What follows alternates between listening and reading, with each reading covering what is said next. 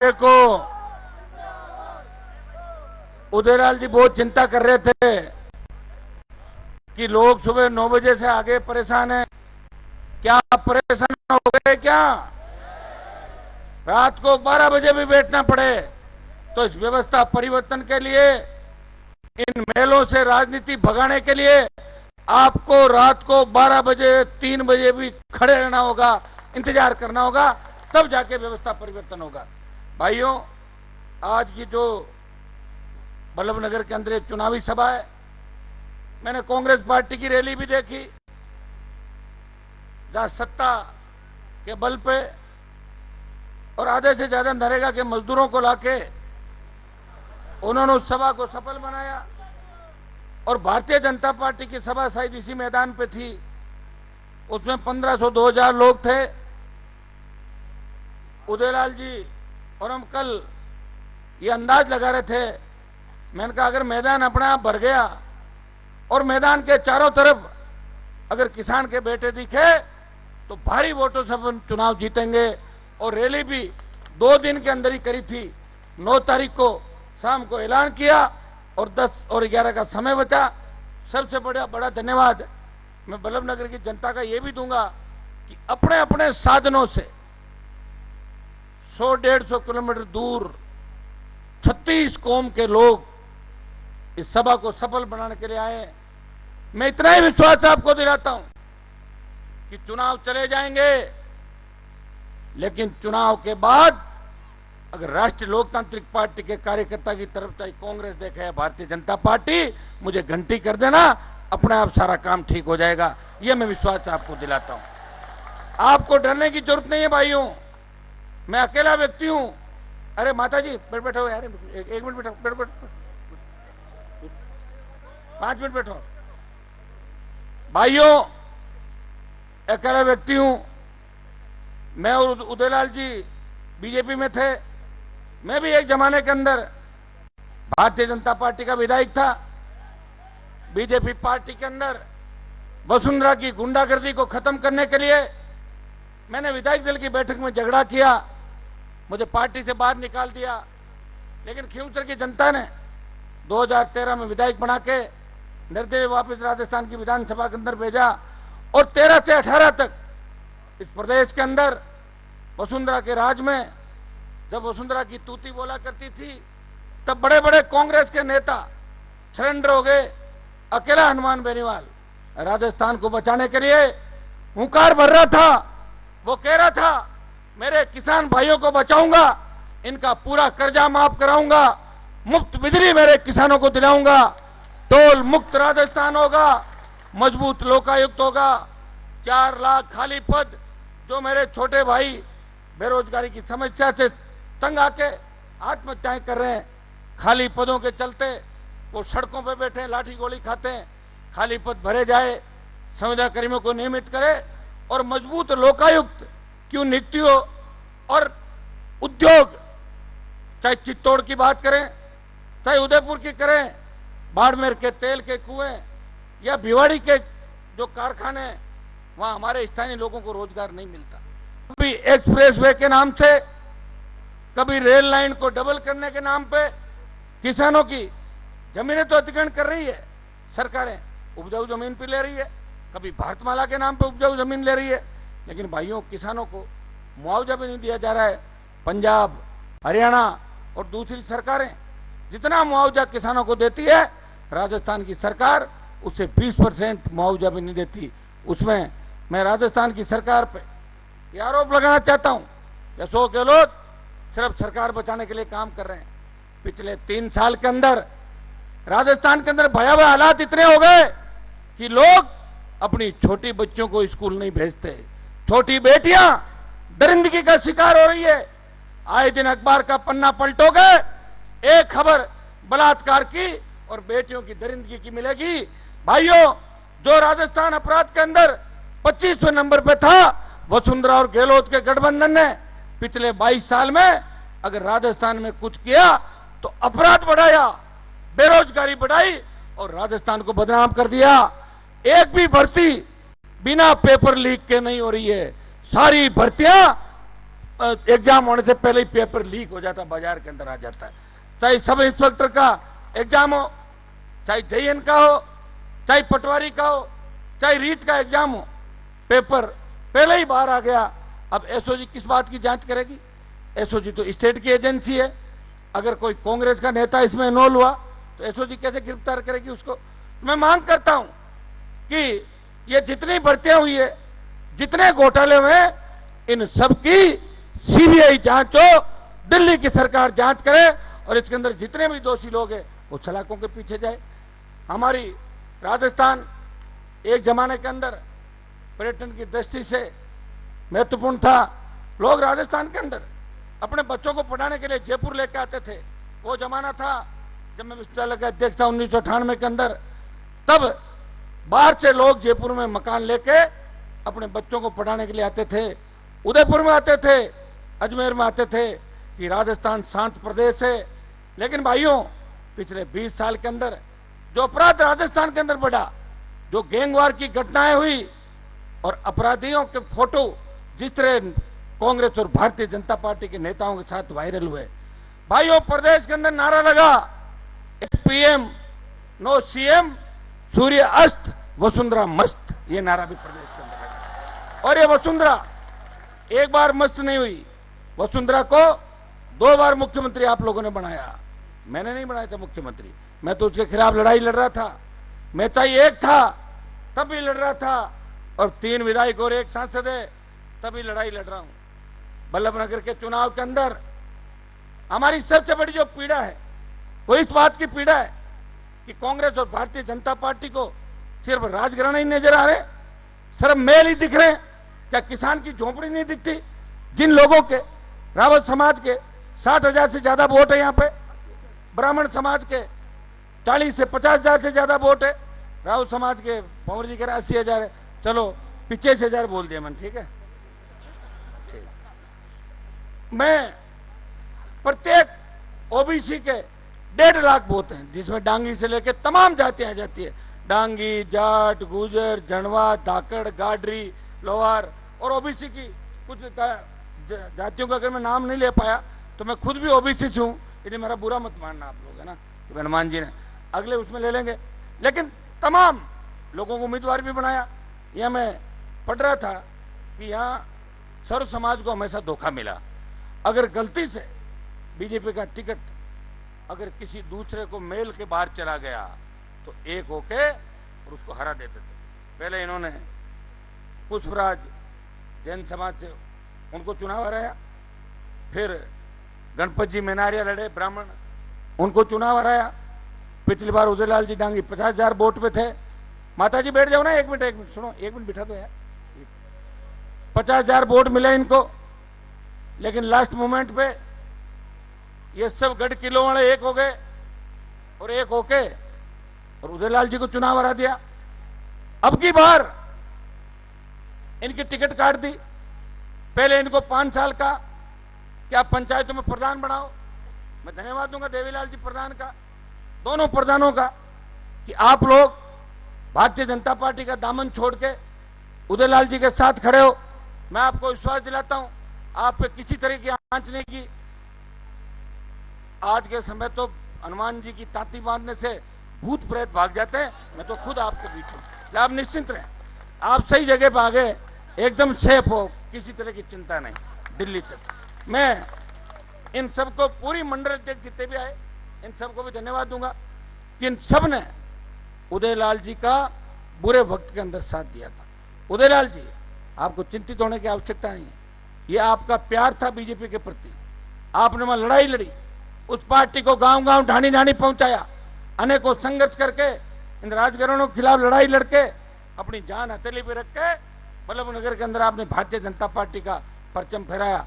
लेकिन आपको धोखा मिला, पार्टी के नेताओं ने धोखा दिया होगा, लेकिन बल्लभनगर की जनता उदयलाल डांगी को धोखा नहीं देगी, वो साथ रहेगी और दिल्ली तक संदेश देगी कि पैरासूट उम्मीदवार अगर उतारोगे उनको वैसे ही पैक करके भेज देंगे जैसे खींवसर और नागौर के अंदर हमेशा कांग्रेस भाजपा को पैक करके वापस भेजते हैं। ये काम बल्लभनगर के अंदर भी करना। मैं इतना विश्वास आपको दिलाता हूं, भगवान ना करे अब कोई 23 से पहले उपचुनाव हो, क्योंकि हमें भी दिक्कत होती है, सब जगह चुनाव लड़ना पड़ता है। चुनाव नहीं लड़ा पाए तो लोग कहते चुनाव नहीं लड़ा पाए, और लड़ा पाए तो दूसरी तरह की बात करते हैं। कोई कह रहा है आप अपनी पार्टी का परिचय कराना आए हो। मैंने कहा पार्टी का परिचय तो 18 के अंदर ही हो गया था, जब कपासन में 30,000 और आसीन में 45,000 से ज्यादा वोट मिले थे।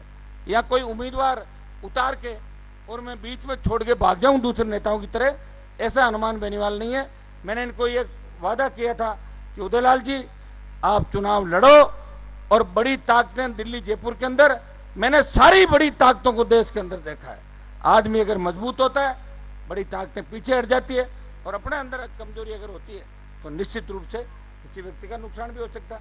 इस काजल की कोठरी के अंदर रहते हुए 20 साल में 3-4 राजस्थान के मुख्यमंत्रियों से लड़ा, हार्डकोर अपराधियों से लड़ा, गरीब किसान का बेटा हूं, जोड़ी भी नहीं फैलाई कभी, स्वाभिमानी इतना हूं कि जोड़ी लेके नहीं कहा कि मेरी जोड़ी में पैसा डाल दो। या कई लोग मांगते हैं ना, कई पार्टियों में मांगते हैं 2 किलो आटा दे दो, 3 किलो ये दे दो, हम धरना दे रहे। ऐसा काम नहीं किया जीवन के अंदर, और करूंगा भी नहीं। मुझे पता है जिस दिन मुझे आवश्यकता पड़ेगी उस दिन धन की व्यवस्था भी राजस्थान की जनता करेगी। हनुमान बेनीवाला भी एक ही काम कर रहा है। धौलपुर से लेके बाड़मेर और गंगानगर से लेके उदयपुर, डूंगरपुर, बांसवाड़ा तक सब किसान के बेटों को संगठित करके दलित, शोषित, पीड़ित, SC, ST, OBC के मेरे छोटे भाइयों को न तो आरक्षण का पूरा हक मिल रहा है, न उन्हें छात्रवृत्तियां मिल रही है, न उन्हें पूरी नौकरियां मिल रही है। कहने कोई आरक्षण है, लेकिन आरक्षण को भी धीरे धीरे खाने की कोशिश की जा रही है। इसके लिए भी आने वाले समय के लिए आप संगठित हो जाओ। भाइयों, मैंने उदयलाल जी को प्रॉमिस किया कि चुनाव की पोलिंग जब 6 बजे हो जाएगी इस तारीख को 30 को, उसके बाद अगर आप कहोगे तो मैं उस दिन चला जाऊंगा, नहीं तो दूसरे दिन सुबह चला जाऊंगा। तब तक मेरी पूरी टीम, तीनों विधायक, और कई विधायक बने बने हमारे अनिल बारूपाड़ बैठे, नमस्ते करो खड़े होके, जाहिल से सेकंड नंबर रहते, बीजेपी को थर्ड अकेला था, 55,000 वोट लिए थे जाहिल से। ऐसे बहुत से, इसी तरह में नाइक खड़े हो। ये अभी उपचुनाव सुजानगढ़ के अंदर, ये आपके भील और नाइक तो एक ही होते हैं ना, हाँ, तो उधर नाइक लिख देते हैं, भील लिखते हैं। 33,000 वोट लिए थे। वसुंधरा इनसे काफी परेशान हो गई थी उस समय। भाइयों, यहाँ तमाम समाजों के लोग हैं। हमारे पास छुट्टन यादव भी है, धाकड़ समाज के लोग भी आएंगे, गाड़ी समाज के भी आएंगे। आज तो शुरुआत हुई है, ये तो टेलर है, पिक्चर बाकी है अभी। और पिक्चर जब कहोगे, आज ये संख्या 20 से 25,000 है, अगला रेला जब करेंगे तो ये संख्या 1 लाख कर देंगे, ये जल्दी कर देंगे। और ये रैली चुनाव से पहले करेंगे, करनी है ना, एक रैली बड़ी होती है। पहले एक बार कांग्रेस बीजेपी वालों को देख लेंगे वो कितनी बड़ी कर पाते हैं। मेरी तो इच्छा है कि जहां जहां जिन जिन समाजों का बाहुल्य है, मेरे भाई हैं, जवान तो हमें सब जानते हैं, बुजुर्ग नाम से जानते हैं, मैं सबकी लड़ाई लड़ता हूं। मैं कल गोपाल भील, जो भी प्रदेश उपाध्यक्ष के लिए इनको बनाया था, भील समाज का भी बड़ा वोट यहाँ पे, आपकी सादड़ी से लेके, कपासन से लेके और तमाम बेंगू से लेके, और ये तो पूरा मेवाड़, मावली, भील समाज का बहुत वोट है। लेकिन दुर्भाग्य से दोनों पार्टियां इनको ने तो सत्ता में, संगठन में, और ने जब इनको चुनाव का समय आता तो टिकटें देती है। तो मैंने इनको आश्वस्त किया, आप चिंता नहीं करें। उस समय 18 में लेट हो गए थे, लेकिन अभी लेट नहीं हो, जवान आदमी हो, अभी जुट जाओ, गांव गांव, डाणी डाणी जाना। गोपाल जी, ये बड़ी जिम्मेदारी आपको यहाँ पे दी है कि रिजल्ट राष्ट्रीय लोकतांत्रिक पार्टी के पक्ष में आना चाहिए। मैं धन्यवाद दूंगा रावत समाज को, जो मेरे पास आए 100-150 से ज्यादा संख्या में प्रमुख लोग, और एक ही बात उन्होंने कही कि हनुमान जी, आपकी पार्टी पे हमें पूरा भरोसा है। इस राजस्थान में जब कांग्रेस और बीजेपी हाथ मिला लेती है किसी मामले के अंदर, जब अन्याय होता है, अन्याय के खिलाफ कोई नहीं बोलता, उस समय एक ही आवाज आती है, वो राष्ट्रीय लोकतांत्रिक पार्टी के सांसद हनुमान बेनीवाल की आवाज आती है, RLP के विधायकों की आवाज आती है कि अन्याय बंद हो। और मेरी आवाज आते ही सरकार भी ढीली हो जाती है तुरंत, ये आप हमेशा देखते रहते हो। तो भाइयों, मैंने रावत समाज के भाइयों को कहा कि आपका भी टिकट का हक और अधिकार है, लेकिन आधे लोगों को पूछा क्या करना चाहिए, बोले अगर डांगी जी लड़ ले RLP से तो मजा आ जाए। मैं क्यों, कैसे, इतने वोट ये हो जाएंगे, इतने ये हो जाएंगे। सारा करके हम साथ मदद कर देंगे। तो मैंने कहा नाराज तो नहीं हो जाओ कहीं कि भाई आरएलपी से राहुल समाज नहीं लड़ा। अब आगे अपने पास बहुत कॉन्स्टिट्यूंसी है राजस्थान के अंदर, टाइम भी बहुत है, चुनाव तो अब आने वाले वापिस 2 साल बाद पूरे चुनाव है, हमें लड़ना है इस राजस्थान को बचाने के लिए। धन्यवाद दूंगा रावत समाज के तमाम नेताओं को, सारे जो मंचासीन है मेरे भाइयों को, एक एक करके नाम लूंगा और कोई चूक जाएगा तभी आप नाराज हो जाओगे। ये तमाम रावत समाज के हमारे जिलाध्यक्ष भाई धर्मेंद्र जो अजमेर से, यहाँ भंवर सिंह जी, बाबरू जी, सज्जन सिंह जी रावत सेना के जो प्रदेश के अध्यक्ष है, नारंगलाल जी, भाई प्रेम सिंह एडवोकेट, प्रेम आया नहीं क्या? आ गया, ठीक। इन सबको मैं धन्यवाद दूंगा कि मजबूती से आप लोग हमारे साथ खड़े। मैं ब्राह्मण समाज का भी धन्यवाद दूंगा कि मैनार के अंदर बुला के माता जी के दर्शन भी कराए और हजारों नौजवानों ने ये संकल्प लिया कि अब की बार बल्लभ नगर को इन मेलों से आजाद कर देंगे, मेलों से आजाद करके सत्ता किसान के बेटे को सौंप देंगे, विधानसभा किसान के बेटे को भेजेंगे। मैं डांगी जी का इतनी गारंटी ले सकता हूं, मैं गारंटर के तौर पे इनके आया हूं, आपका कोई काम नहीं अटकेगा इस राजस्थान के अंदर। इस राजस्थान की सरकार में दम नहीं कि आरएलपी का काम अटका दे, और न दिल्ली की सरकार में। भाइयों, दिल्ली की सरकार से तो काम आप लोगों का कम पड़ता है, राजस्थान सरकार से ज्यादा पड़ता है। मैंने यहां देखा जब आपके एमएलए साहब की डेथ हो गई, उपचुनाव की घोषणा नहीं हुई, या जमकर लूटपाट बल्लभनगर कॉन्स्टिट्यूंसी के अंदर हुई। थाने तहसील कचहरी के अंदर थानेदार तहसीलदार आम आदमी पे ऐसा आंख निकालता है जैसे अंग्रेजों का राज है। आप एक बार, मैं आ गया, पुलिस भी ठीक हो जाएगी, यहाँ का सिस्टम भी ठीक कर दूंगा। एक यहाँ पे सबसे बड़ी जो समस्या है, वो सबसे बड़ी समस्या ये है कि यहाँ पे बिजली वालों की बहुत बड़ी गुंडागर्दी चलती है बल्लभनगर के अंदर। वीसीआर भर देते हैं और आप पैसा जमा कराने चले जाते हो। आपके इधर लोग बिजली का बिल भरते हैं क्या? हमारे उधर तो नहीं भरते। इसलिए मैं चाहता हूं कि फ्री बिजली मिले राजस्थान के किसानों को, मुफ्त बिजली मिले राजस्थान के किसानों को, घरेलू उपभोक्ताओं को।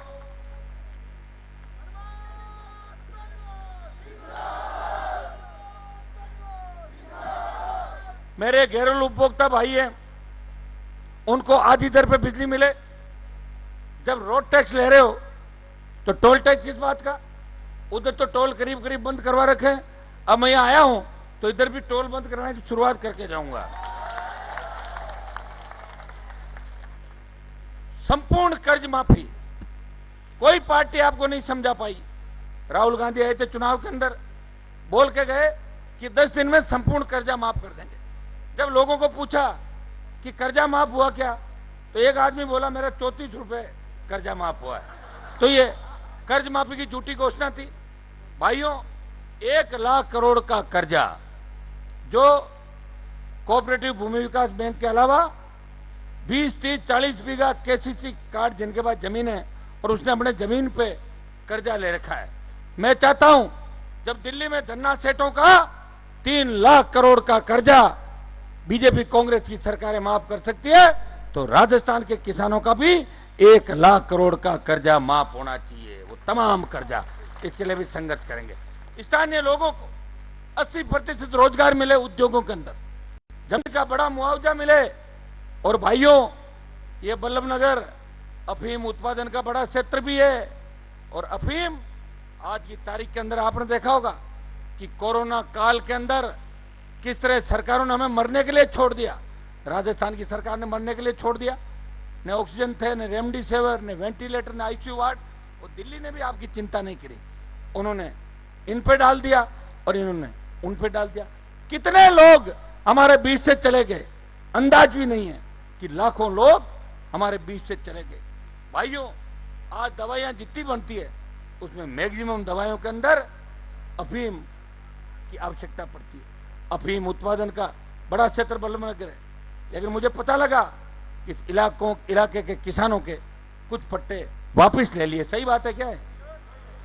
मैं आपको विश्वास दिलाता हूं कि वो वापस लिए हुए पट्टे तो दिलाऊंगा ही दिलाऊंगा वापस, लेकिन दूसरा जो नई नीति है उसमें किसान को ज्यादा फायदा नहीं हो रहा है।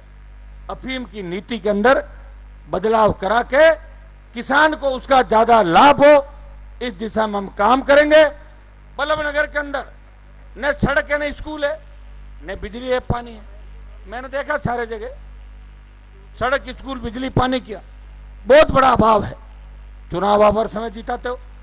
अभी मैंने देखा एक कोई बहुत बड़ी फैक्ट्री है, उदयलाल जी, एक ये फैक्ट्री है ना बहुत बड़ी बंद पड़ी है, एक फैक्ट्री बंद पड़ी है बहुत बड़ी, एक बहुत बड़ी यूनिवर्सिटी है वो बंद पड़ी है, कितने बीघा जमीन पे फैली हुई है। अब बंद क्यों है इसका कारण मुझे नहीं पता, बंद क्यों है।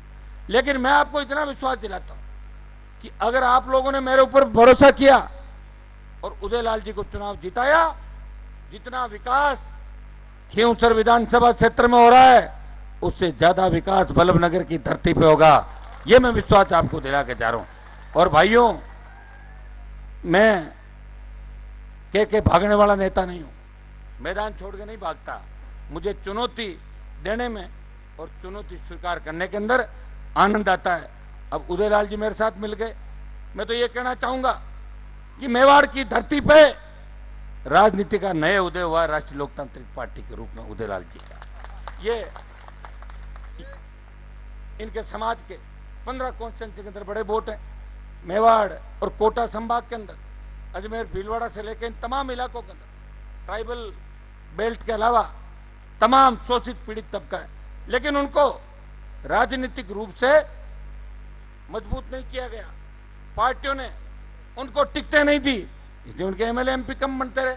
मैं भरोसा दिलाता हूं कि राष्ट्रीय लोकतांत्रिक पार्टी आप सबको साथ लेके चलेगी। भाइयों, भारी भ्रष्टाचार थाने, तहसील, कचहरी के अंदर स्थानीय तौर पे, इसके लिए भी इस चुनाव के बाद बड़ा आंदोलन करने की आवश्यकता पड़ी, करेंगे। बल्लभनगर के अंदर ये जो इस राजस्थान को जगाने का अभियान चल रहा है, ये बहुत हॉट सीट है। दिल्ली की नजर भी इस सीट पे। अगर आपने यहां से आरएलपी को जिता दिया तो दोबारा बीजेपी कांग्रेस वाले टिकट देने से पहले 1000 बार सोचेंगे कि टिकट नहीं देंगे। वहां तो व्यक्ति जीतता है, टिकट नहीं जीतती। ये टिकट भी आपको वापिस जिस हवाई जहाज से आई थी उसी हवाई जहाज में वापिस आपको दिल्ली की तरफ लौटाना। भाइयों,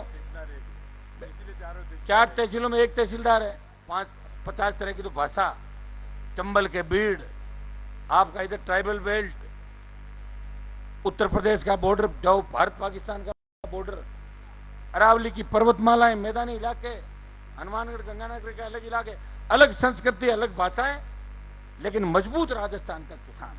मैं आपको विश्वास दिलाता हूं इस चुनाव के नतीजों के बाद बड़ा रेला जोधपुर की धरती से करेंगे। गहलोत की छाती पे 5 से 10 लाख जवान किसान जुटेंगे और व्यवस्था को बदल के दम लेंगे, राजधानी को घेरेंगे और आवश्यकता पड़ी तो दिल्ली कूच करेंगे। किसानों के मान और सम्मान को नीचा नहीं होने देंगे। यहां विकास नजर नहीं आ रहा मुझे कहीं भी। भाइयों, अभी मेरे से पूर्व वक्ताओं ने भी कहा कि बीजेपी यहाँ प्रयोगशाला के रूप में काम करी। प्रयोगशाला में क्या करते हैं, नए नए प्रयोग करते रहते हैं। तो कभी किसी को टिकट दिया, उसका काटा, फिर दूसरा समाज लाए, उसका काटा, फिर थर्ड लाया। तो ये प्रयोगशाला तो इसको बंद करना है। और ये जो 36 कौम के लोग यहाँ आज इकट्ठे हुए हैं, मैं सबको धन्यवाद दूंगा। और सबसे बड़ा, एक मिनट आप लोग 1 मिनट सुन के जाएं पूरी बात, 1 मिनट है ना। ये वीर शिरोमणि महाराणा प्रताप को तो इतिहास के अंदर सब लोग पढ़ते हैं, याद भी रखते हैं, लेकिन जो लड़ाई पूंजा भील ने लड़ी थी उनका इतिहास अभी तक ढंग से लिखा नहीं गया। मैं विश्वास दिलाता हूं कि पूंजा भील के बलिदान को व्यर्थ नहीं जाने देंगे। राजस्थान ही नहीं, पूरे देश के अंदर पूंजा भील की बड़ी प्रतिमाएं लगे, बड़ा सम्मान हो और देश में बड़ा सम्मान हो, इसके लिए भी लोकसभा के अंदर भी इस बात को मैं उठाऊंगा। भाइयों, अभी हनुमानगढ़ के अंदर किस तरह किसानों पे कांग्रेस सरकार ने लाठीचार्ज किया। एक तरफ तो कांग्रेस यूपी बॉर्डर पे जाके गिरफ्तारी का नाटक करती है कि हम देश के किसानों के साथ हैं, दूसरी तरफ हनुमानगढ़ के अंदर किसानों को कलेक्ट्रेट में जाने से रोका गया, मारा पीटा, कानून की स्थिति यह है कि वहां एक दलित युवक की पिटाई की वीडियो वायरल हुआ और उसके बाद उस पर कार्रवाई हुई। फसलें चौपट हो गई पूरे राजस्थान के अंदर, फसल बीमा प्रीमियम कट रहा है, हर व्यक्ति बर्बादी की ओर है। फसल बीमा कंपनियां बड़े नेताओं के साथ मिलकर और उसको रिजेक्ट कर देती है, फसल बीमा का लाभ मिल रहा है। मैं विश्वास दिलाता हूं कि बल्लभ नगर के अंदर एक तो जीती वीसीआर भरी हुई है आपके पास, जिन्होंने पैसे जमा नहीं कराए वो सारी वीसीआर आप एक जगह इकट्ठी कर लेना। एक दिन कार्यक्रम रखेंगे और सारी वीसीआर को फाड़ के फेंक देंगे, ये मैं आपको विश्वास दिलाता हूं। दूसरा, जो फसलें चौपट हुई है, एक दिन फसल बीमा कंपनियों के खिलाफ भी बड़ा धरना यहाँ जिला मुख्यालय पे बल्लभ नगर पे देंगे।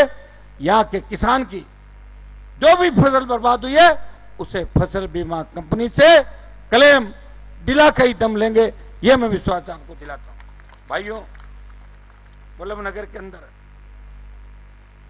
आज मेवाड़ की जिस धरती पे मैं खड़ा हूं, यहाँ जल जंगल जमीन को बचाने के लिए हमारे आदिवासी भाइयों ने बहुत बड़ी लड़ाइयां लड़ी, चाहे स्वतंत्रता संग्राम की लड़ाई हो, उसके बाद की लड़ाई हो, और संघर्ष इनसे लोगों ने सीखा है। लेकिन जो बदलाव इस मेवाड़ में होना चाहिए था वो बदलाव नजर नहीं आया। कुछ नेशनल हाईवे जरूर निकले, लेकिन उनके ऊपर से जाओगे, एक तो जमीन हमारी ले ली और टोल देना पड़ता है, तो क्या फायदा नेशनल हाईवे का।